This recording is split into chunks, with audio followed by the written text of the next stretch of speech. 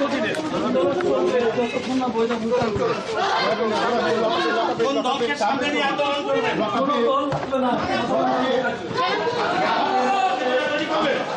আপনি কি মানবেন?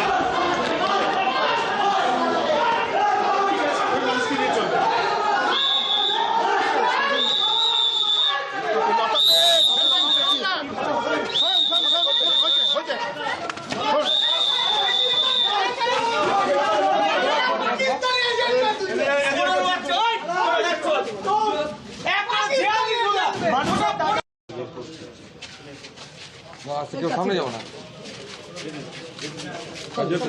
আপনি আগে স্কুলগুলো কেন দিয়েছিলেন?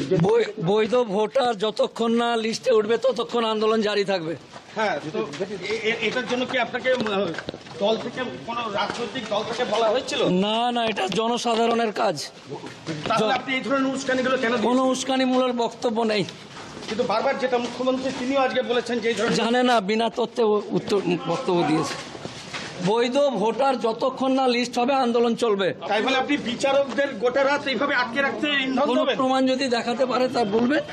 আপনি কি অ্যাডভোকেট নাকি? উস্কানিমূলক বক্তব্যের জন্য আপনি কি অ্যাডভোকেট? একভাবে আপনি এই ধরনের অ্যাডভোকেট হয়ে এই ধরনের আচরণ আপনার এই ধরনের কি ধরনের আচরণ?